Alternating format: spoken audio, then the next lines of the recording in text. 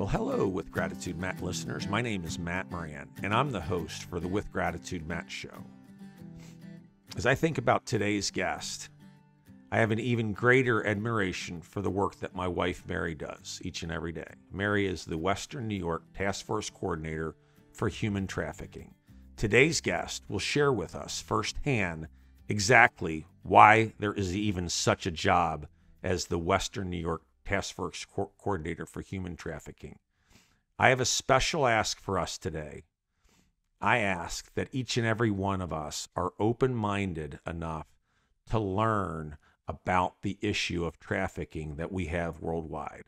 The Polaris Project estimates that there are approximately 25 million victims of trafficking worldwide.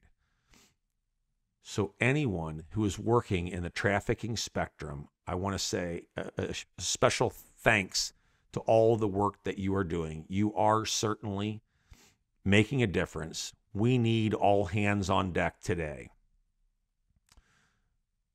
So as you've heard in the past, our goal with the Gratitude Matt show is to encourage our listeners to practice gratitude regardless of how powerful the storm is. I know today's guest is going to give you a deeper perspective on how powerful one's respective storm could in fact be. So it gives me great admiration and pleasure to introduce you to our guest today, who is China Darrington. China has been in a long-term recovery from many things, which include substance abuse, mental health challenges, and human trafficking. She came into recovery as a pregnant parent and is passionate about developing programs and systems that keep parents strong, kids safe, and families connected. She's been involved for the past 15 years in peer recovery support services and has developed a strong advocacy voice for recovery-oriented systems of care. She is the Director of Advocacy and Public Policy for Thrive Peer Recovery Services and works at the local, state, and federal levels to raise awareness, fight stigma, increase understanding, reduce harm, and change systems so that it's easier to find the support and access the services and resources needed to improve lives and thrive in recovery. China, welcome to the show today. Thank you very much for having me, Matt. Absolutely. So China, I touched on the top. My wife is working in the field, and I quite honestly didn't realize until she got involved at how much of an issue this is worldwide. And I know we'll get into your story a little bit, but I thought a good place to start, if you're okay with it, might be just talking a little bit about your background growing up and what your family life was it like for as an early adolescent. Sure. So I am born and raised in the state of Ohio. I'm from northeastern Ohio, and my family has long roots here. I was born in 1970. So I'm 51 years old, and I basically had a fairly normal looking family, if there is such a thing as normal. I had two parents. My mom and dad were married. My dad was in the fire service. My mom and my dad had a small business that they were trying to get off the ground when I was very young. Had relatives that were close by, so there wasn't anything that you would have seen in my family that you would have said, oh, that's gonna, that person's vulnerable. So again, it was a fairly normal upbringing, hardworking family, tight-knit.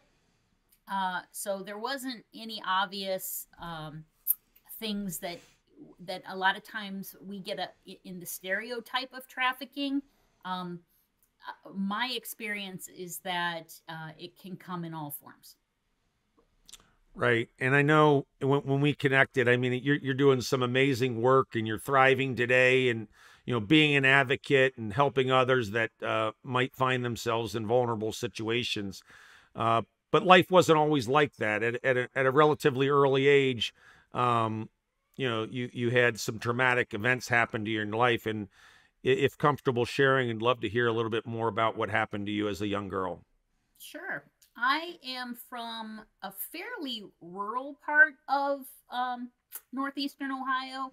I grew up on 180 acres of farmland. Uh, the school that I went to elementary school in didn't have a whole lot of people. It wasn't terribly diverse, but my dad was busy between work and being at the fire service. He wasn't terribly uh, involved in like the day to day caregiving of our family. So when I think back, my mom kind of had a lot of responsibility, and I was probably a pretty uh, like probably wasn't the easiest kid to raise. And so when I started kindergarten, I made a really good friend. And her mom was also kind of raising her on her own. So we had that in common. And she and her mom lived with her mom's older brother, who was a very prominent businessman in our area. You knew him from business, you knew him from the social pages in the newspaper. He was always at something. So when my friend from kindergarten started inviting me over to their house for sleepovers on the weekends, my mom and my family didn't really have too many qualms about that. They thought it was a good environment for me to be in, and also thought that they could catch up on the laundry and the household tasks while the kid was not underfoot causing chaos. The problem was this person, the uncle, was a sexual predator and used to traffic in adolescents and young children. Um, I won't go into too many details, and I should kind of give a disclaimer to anybody who's listening. These are very difficult, complex things that we're talking about, and you should be aware of how it kind of brings up feelings in yourself. And if you need to take a moment, step away, please make sure you take care of yourself first. This is not intended to bring up hard feelings or traumas in you. So as we go forward, please consider that. So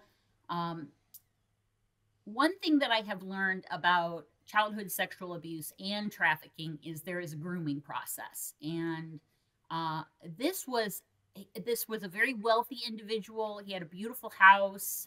It was the 70s. There was a rec room in the basement, and there was all sorts of stuff that was fun to play with. I remember in 1976, I think it was 1976, this guy got a Space Invaders machine, and I thought that was the neatest thing in the world. But I think if anybody else went into this guy's basement as an adult, they would have thought something's up, because this is a playroom designed to be kind of a fantasy land for kids.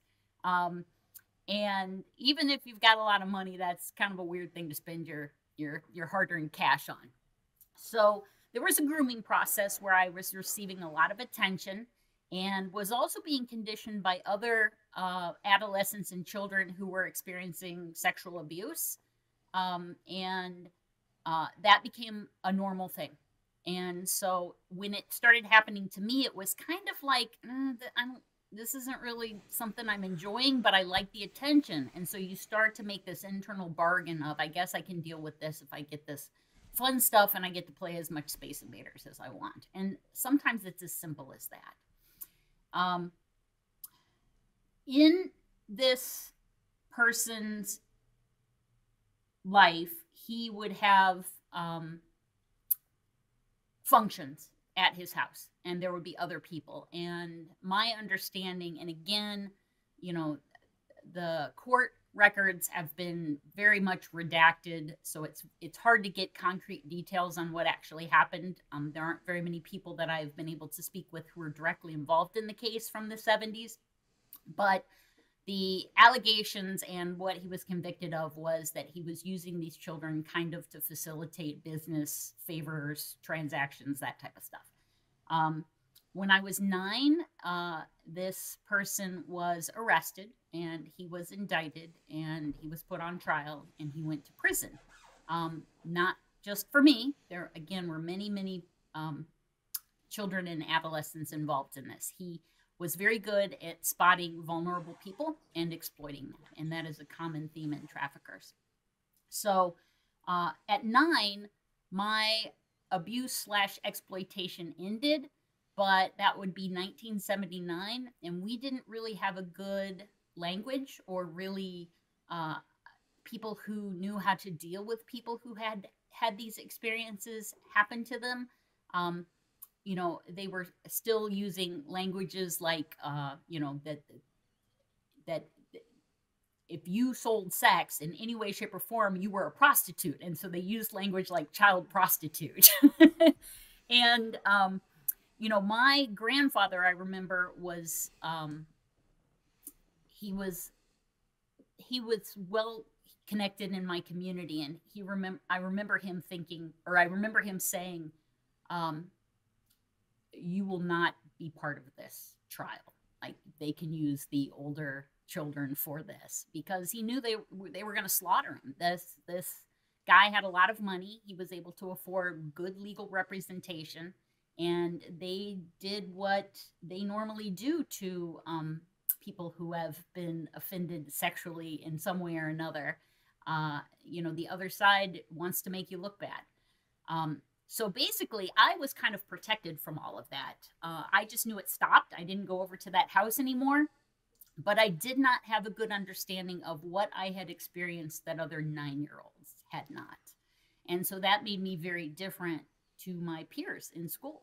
I would get invited to birthday parties or slumber parties, and I would bring up conversation that would make parents and other kids uncomfortable. So at 9, little by little, I call it othering. So you kind of get pushed out of the social fabric where you're not included in ways that you normally would be as a child with appropriate development. That's unbelievable. And if you're like me, you've got goosebumps on just to hear the age at which China was exploited. And, so you're 9 years old and now you have to deal with this. Was there a period of time where, later in your life you were exploited again, or, kind of what transpired from that point on? One thing that I've learned about people who have experienced trauma or exploitation is, and I don't know exactly what it is. I don't know if it's a pheromone. I don't know if it's a look we give off, but people who are predatory or exploitative, they can smell it on us. And so, because I had this lived experience, when I hit puberty, all of a sudden I realized, oh, I know what I know that other kids don't know. And very quickly, somebody who was in that world found me and said, I can do this. Or, I was a little kid. And, well, not, I mean, I was 14. I thought I was grown at that point, like most teenagers do. But, presented me with an opportunity. And I remember I initially didn't take it. I remember I knew exactly what they were talking about. I knew exactly that it was like, oh, or you want me back in that world again. But I also remember thinking, I'm going to make the rules this time. It's going to be, I'll control it. And again, teenagers think like that. Nothing's going to get out of hand for me. So when I was 14, which is, again, now that I'm in my 50s and I look back to that, and I'm a parent, and I think of my own children at the ages that these things were going on with me, phenomenally young. But I ended up back in a trafficking situation at 14 and stayed in it until I was 35. That's unbelievable. That's unbelievable.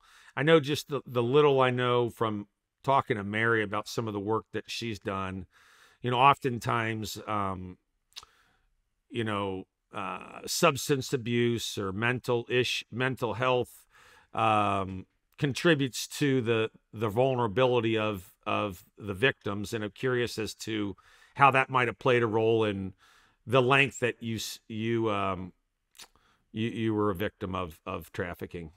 Right. So initially for me, it was entering back into trafficking again and thinking I had some control or agency about that. But if you know anything about the sex as commerce world and the substance world, they overlap a lot. The substances make the work of the sex industry um, easier to tolerate. You can, you know, adjust to the long hours or the weird schedules, and you also numbs you. It also numbs you to some of the ways that you compromise your own inner principles and values. You can get through that. And so by the time I was 16, I was introduced to substances. And for me, the first substance that I ran into was my drug of choice, and that was heroin. And I fell in love with it. The first time I did it, I remember thinking, I need to change a lot of things in my life so I can have more of this in it. And uh, thought that that was me making a decision. Looking back now, having done the recovery work that I have and kind of putting my life, the dots of my life into a pattern of understanding, I realized that the traumas that I had experienced basically created potholes in my soul. And that when those drugs came in, they leveled out that pothole so it wasn't such a big ka-chunk when I experienced it. And so what people fail to realize with drugs is that in the beginning, the drugs work really well for what you want them to do. And they don't give you any problems. That comes later. Addiction is something that develops, and you lose control over your ability to say when and where and how you're going to use. And you do more and more extreme things just to be able to tolerate yourself in your environment. So for me, the drug world and the sex world overlapped very early, and didn't think I was having any problem with the substances for years. I was in my 20s before I started coming up on consequences with those. But I also lived in a world that drug use was very appropriate. Everybody used, and there was access. I had access to a lot of substances as well, so I wasn't like scrounging for $40, to get my next hit. It was a very different type of environment. So the consequences came once my dependency turned into compulsion and I could never get enough. Um, yeah, but mental health issues as well. But I didn't really know about mental health or mental illness at the time. So I wasn't really factoring that in. I just knew that, like, I had lots of ups and lots of downs, but based on what I was also experiencing and surrounded by, that made a lot of sense. As I hear you talk about it, kind of, I'll say early on, it sounds like a lot of this might have felt odd, but it seemed somewhat normal is not the word I'm looking for, but it was just the world that you were living in. At what point did you recognize that you were indeed being exploited? And if so, I'd love to hear a little bit more about what went on in your head when you realized this, and if there was any help there to support that. So I'm thinking, you got to remember, I think I'm in the sex industry. Now, certainly people are benefiting from my work. I'm also having to, I don't know how comfortable you are with the language, but, in that world, you never have sex for money. You take donations, you receive tribute. And so anybody who was involved in that system of providing security or setting up your quote dates, they received proceeds from that. But you don't think of it as trafficking. You think you're actually, part of a tight-knit family system that we rely on each other. That's one of the things that's very difficult for people to understand, is that when somebody, quote, escapes from trafficking, they're leaving a system that is very, very intimate and close-knit. It's incredibly dysfunctional and exploitive, but there are very tight-knit bonds there. And, I've heard them termed in clinical work as trauma bonds. And so you really have to get a process of understanding that. And for me, I was out. I mean, I was getting my substance use treated as a pregnant woman and was talking about my quote normal experiences unquote. And people were like, you've been trafficked. And I was like, no, no, no, I did this to myself, and I was controlling all the things. And they're like, no, first of all, you can't consent to that before you're 18, number one. And then even after 18, somebody told me when you were in second grade and your teacher said, I want you to draw what you want to be when you grow up. Was it this? And I was like, nope, sure wasn't. And they're like, then something happened where this became your reality. And where did your path take you that this became your best option? And so that's when I started to process it in terms of force, fraud, and coercion, which is basically the legal definition of trafficking. And as an adult, there was still absolutely force, fraud, and coercion. And when you're a substance involved, you can't go without your substances. So you pick whatever activities you can make sure that you're going to be physically well in order to plan your day. So it took me a while because there's a lot of misinformation and stereotypes around trafficking. There's Lifetime movies that really sensationalize that, and we have to be careful of that. There's billboards that have people in cages and little tiny children in handcuffs, and that is not the experience of my trafficking. And in my work with other trafficking survivors, very often it's not theirs. It's not that it doesn't happen. It's just those are the outliers. And I don't want us to really think that we can use that as the denominator of what a trafficking victim is, because it is far more insidious and unfortunately normal than that. When you actually got to the point where, let's say, you find you're pregnant, you recognize that you're being exploited. What type of support was there for you, and what have you seen, say, to today? What type of support's out there for women or men for that matter that might find themselves victims as well? So my substance abuse came before my identification as a trafficking survivor. So as a pregnant substance involved person, I became eligible for services that I wasn't eligible for just as a single person, non-pregnant person.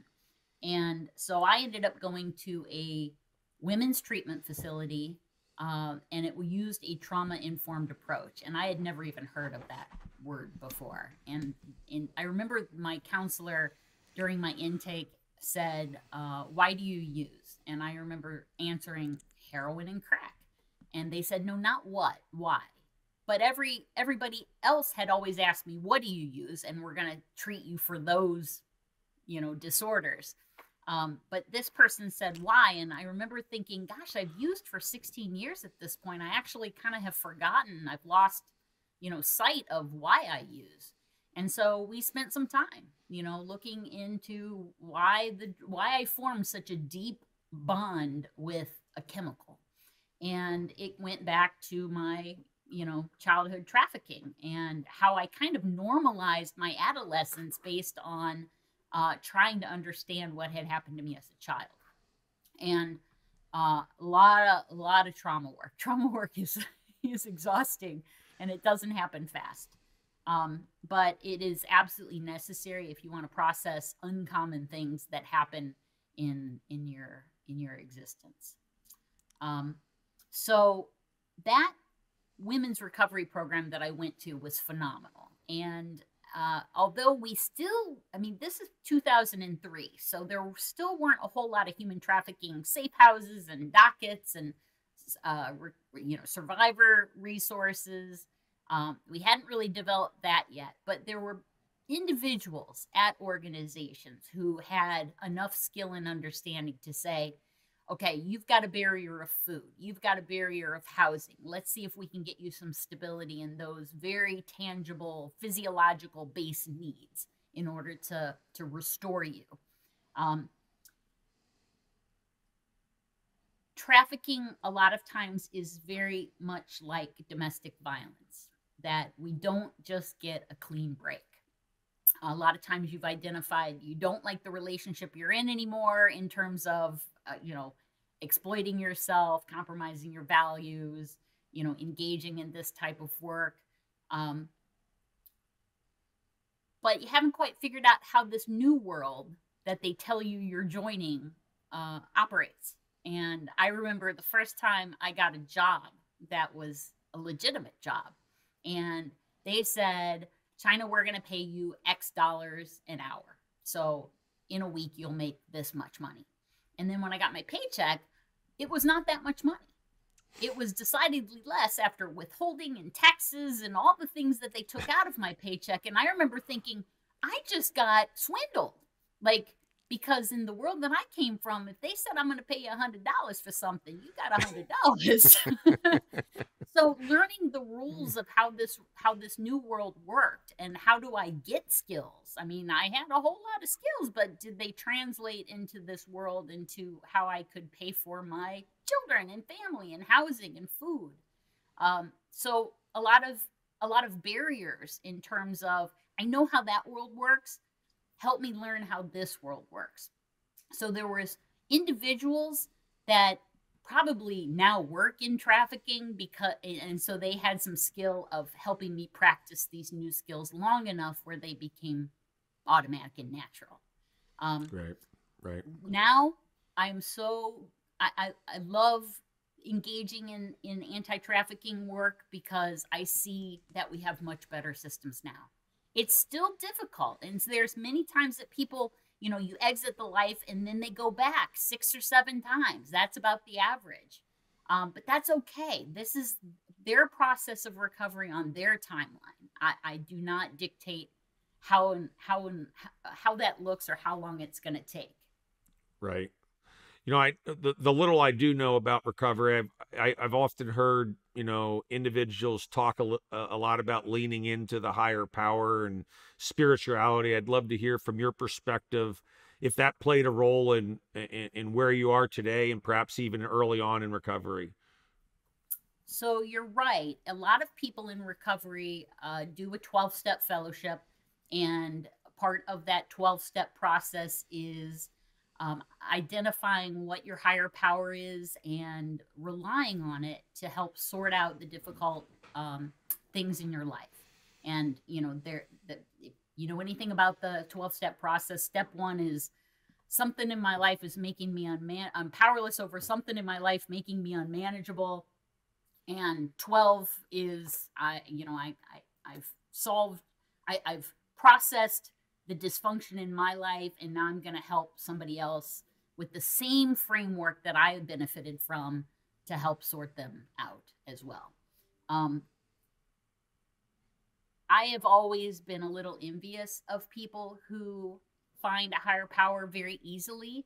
I come from the trafficking world. I'm naturally distrustful of things outside of myself. And, there is this, concept in my head that I think I limit spirituality on, because for me, when I hear about this quote God character, if he's omnipotent and he allows some of this messed up stuff to happen, like I don't know if he's doing such a good job of this. So like part of me, says if I actually meet an omnipotent God, I probably might try to punch him in the nose once. But I realize that's me. That's my imperfect, flawed nature that's trying to process, again, my experiences. So early in my recovery, I knew that the traditional kind of religion wasn't going to work for me, but I had a lot of anger, and I knew that anger was going to turn real bad on me, and I was going to turn into kind of a bitter, resentful person, and I was desperate not to do that.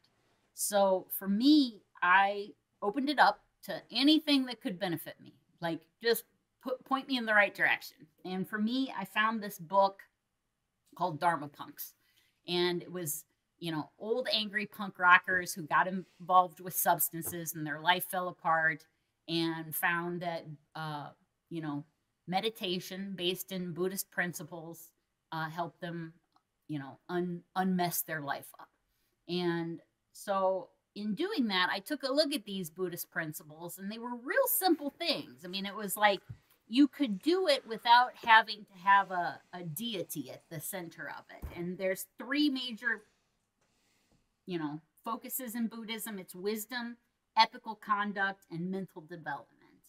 And in wisdom, it's right view and right intention. In ethical conduct, it's right speech, right action, and right livelihood. And in mental development, it's right effort, right mindfulness, and right concentration. And so those were things that I could kind of align with. I was like, all right, so I don't need to like decry or convert or do anything like that. I just need to practice living right. And I remember I asked a lot of questions. I said, well, what about if I can't do the right thing? And somebody said, well, then you just don't have to do anything at all. You can just sit there and wait until you can. And I was like, because I came from a real impulse driven world where I thought something and I immediately had to act on it. And that a lot of times got me into trouble. And so these principles help me kind of calm that internal chaos in me. And again, higher power is just anything bigger than yourself. And I realized that this thought process was helping me calm the chaos of my own mental disorder. Now, I hadn't been diagnosed at that point, but I will tell you that I found out that I have bipolar disorder, which is a tendency to have real high highs and real low lows, and to fluctuate somewhat frequently between those. So this spiritual alignment with Buddhist principles really helped me kind of sort that out as well. I'm so grateful that you were able to find that. That's awesome. I know when we connected on the phone, physical fitness is a big part of, your living well today. And I'd love to hear about not only what you're doing today, but how you found fitness and what it's done for you. Well, I'm going to start from the beginning. And that's that if you are in substance use recovery, our brain, especially from opiate use disorder, our brains are primed and pumped to carb load and sugar load. And we kind of get the same brain chemistry shooting off fireworks with food, with sugar, fat, and salt that we did with our drugs. And so if we are abstaining from the substances, food can be our next addiction. There was also that I was recovering from human trafficking, which was people using my physical form against me, to profit off of. And I did not feel safe in an attractive body. So sugar, salt, and carbs,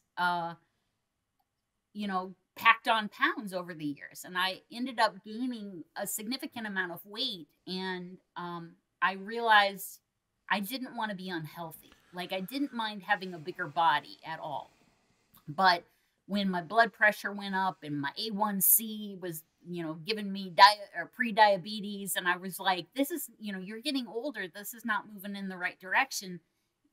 Part of your recovery needs to be physical health and wellness as well. So you've done really well on the emotional, and you've improved on the spiritual, and you've certainly cleaned up the environmental parts of dysfunction in your life. But the physical thing I wasn't really looking at. And so I made some moves, and I realized I was just extending the process of recovery to my physical health and wellness. I started eating better, looking at my portions, looking at my relationship with food. And then after I kind of got the eating part of it, started to increase my activity.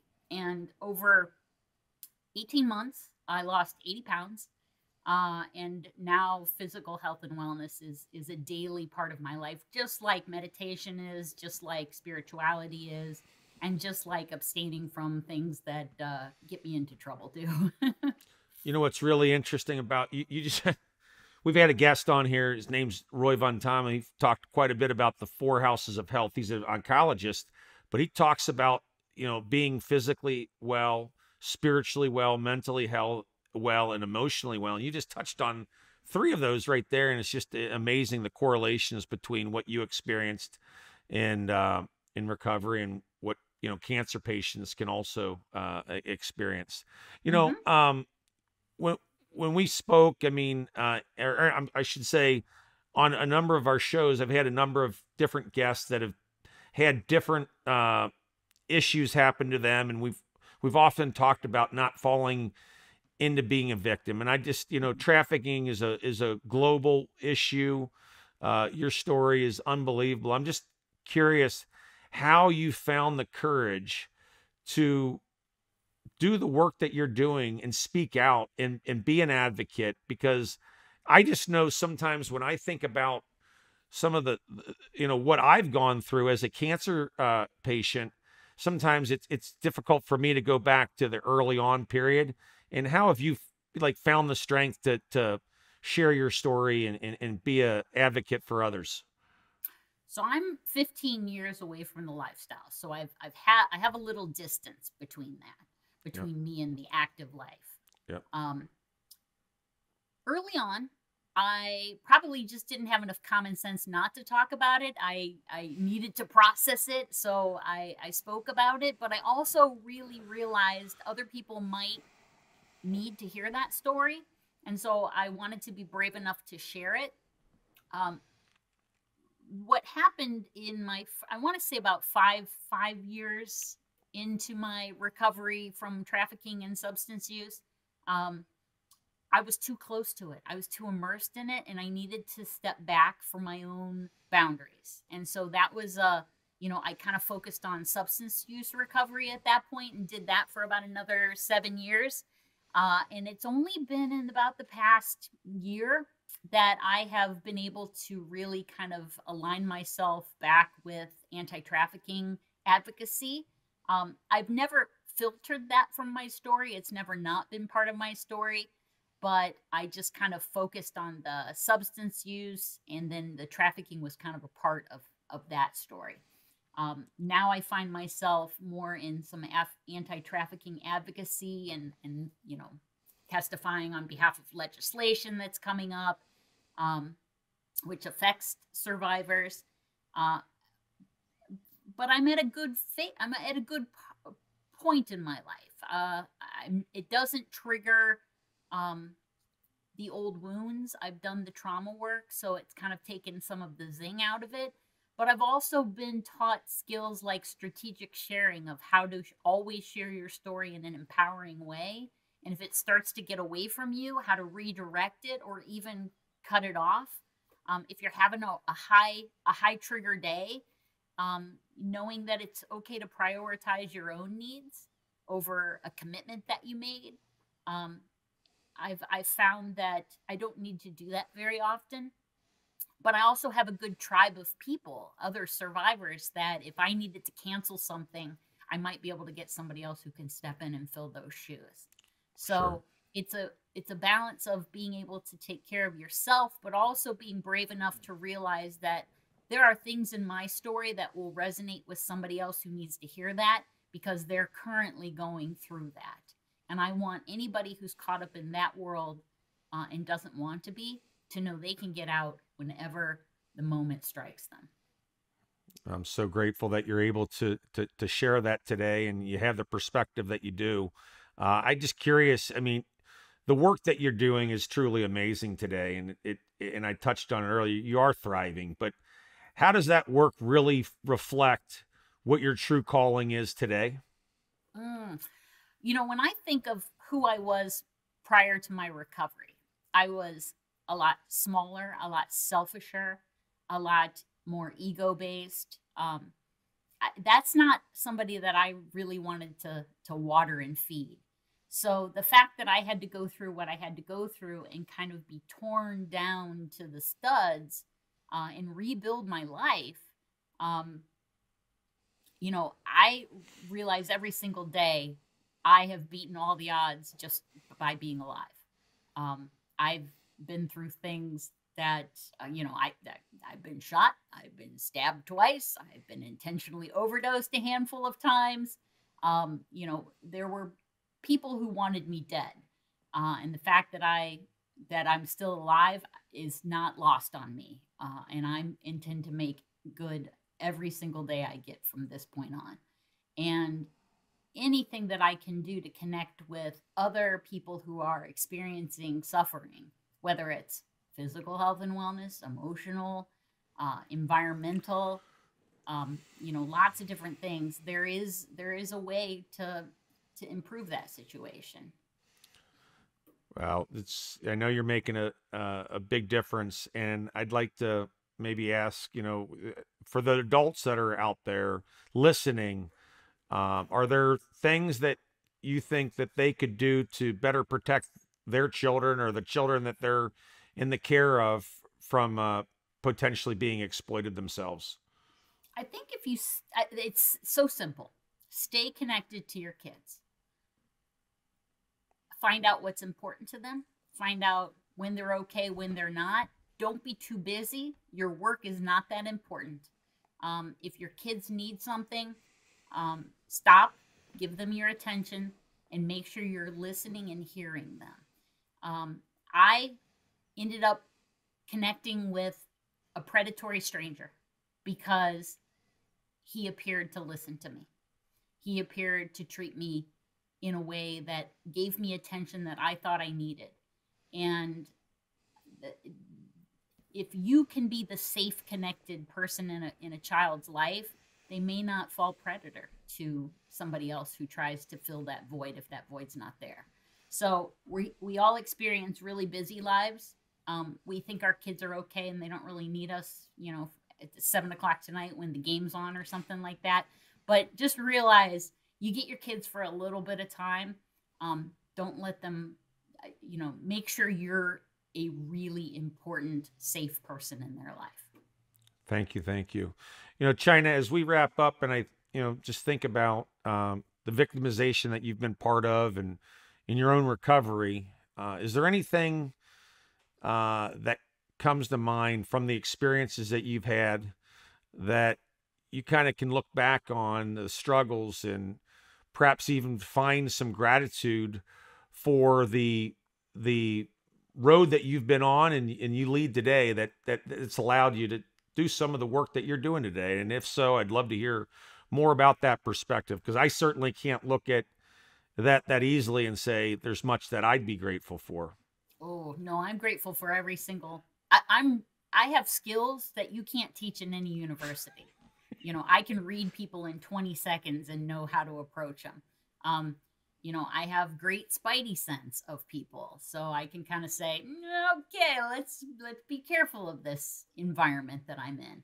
I have a lot of gratitude for what I've learned. I have a lot of gratitude for the fact that trafficking survivors are some of the most resilient, strong people I've ever met. And we are intensely passionate about the things that we're interested in. And if we can focus on that right livelihood, if you can give us something to use our powers for good instead of evil, we turn into some pretty amazing people. And I love watching that in my trafficking survivor brothers and sisters. I love seeing people just finding their feet and then finding their voice and then walking their path. It's beautiful.